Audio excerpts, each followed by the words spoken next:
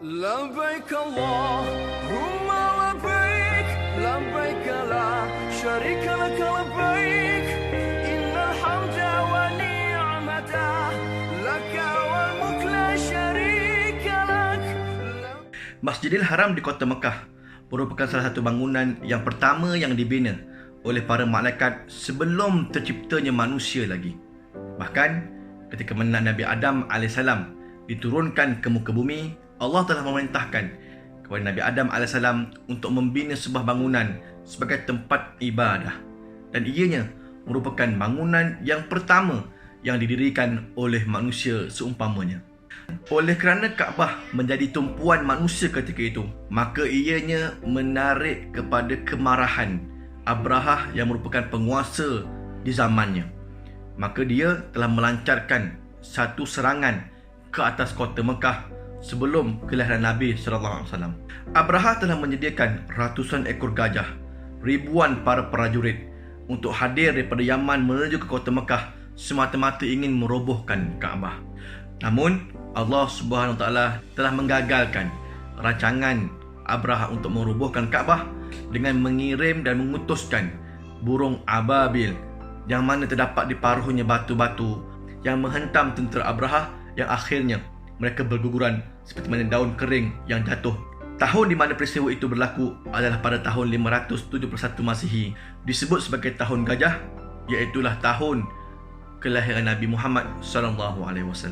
Setelah 17 tahun usia Nabi SAW, Mekah dilanda banjir lagi, dan ini menjurus kepada runtuhnya Kaabah yang telah dibina sejak zaman Nabi Ibrahim AS dan Nabi Ismail AS. Lalu pembesar Quraisy ketika itu yang menguasai kota Mekah telah bersepakat untuk membangunkan kembali Kaabah. Jika kita lihat dalam sejarah, berlaku satu perbalahan ketika mana Kaabah telah siap dibangunkan, namun ada satu sudut iaitu meletakkan batu Hajar Aswad. Berlaku perbalahan di antara pembesar Quraisy. Mereka mengatakan bahawa mereka lah yang lebih layak untuk meletakkan batu Hajar Aswad tersebut. Lalu datang Nabi SAW menyelesaikan masalah tersebut. Bagaimana? Nabi menyuruh pembesar, ketua kabilah tersebut memegang sudut-sudut kain, dan Nabi sendirilah yang meletakkan batu Hajar Aswad di dalam kain tersebut. Maka mereka mengiringi, memegang bucu kain sehinggalah ke tepi sudut Kaabah. Lalu Nabi mengambil batu Hajar Aswad tersebut dan Nabi meletakkan di sudut tersebut. Maka ia dinamakan sebagai Rukun Hajarul Aswad dan sekaligus menyelesaikan perbalahan di kalangan kabilah Arab ketika itu. Lalu baginda mendapat julukan Al-Amin, iaitu yang terpuji dan yang dipercayai oleh masyarakat Quraisy ketika itu. Ketika mana zaman Umar Al-Khattab, iaitu pada tahun 17 Hijrah bersamaan 538 Masihi, Umar Al-Khattab telah membeli kebanyakan rumah yang berada di sekitar Kaabah, dirobohkan, dan untuk memperluaskan lagi kawasan tawaf, memandangkan jumlah yang datang untuk hadir bertawaf juga semakin lama semakin ramai. Ini adalah peristiwa perluasan Masjidil Haram yang pertama. Sayyidina Osman Al-Affan radhiyallahu anhu ketika mana menerajui kepimpinan Islam pada tanggal 26 Hijrah bersamaan dengan 626 Masihi, Osman bin Affan telah membangunkan koridor-koridor yang berada di bawah tembok-tembok tersebut. Ini bagi masyarakat Arab ketika itu dan juga mereka yang datang mengunjungi untuk melaksanakan ibadah tawaf di Kaabah, mereka dapat berehat di koridor-koridor yang disediakan oleh Sayyidina Osman bin Affan.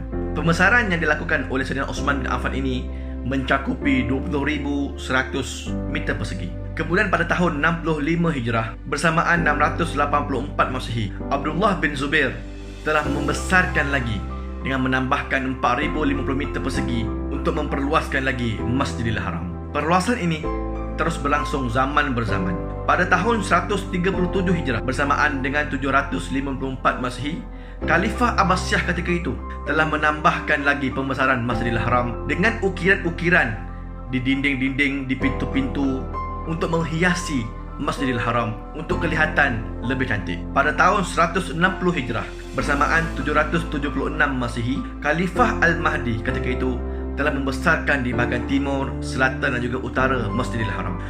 Pada tahun 2007, Raja Abdullah bin Abdul Aziz telah menjalankan projek raksasa yang mana Masjidil Haram ketika itu mampu menampung hampir 2 juta orang pada satu-satu masa. Setelah kewafatannya, Raja Salman menaiki tahta, baginda telah memperluaskan Masjidil Haram dengan keluasan 1.4 juta meter persegi. Masjidil Haram juga mempunyai 680 eskalator, 24 lift, 21,000 tandas dan juga tempat berwuduk di kawasan luar Masjidil Haram, dan keseluruhan projek raksasa itu menelan belanja hampir 26.6 juta US dollar.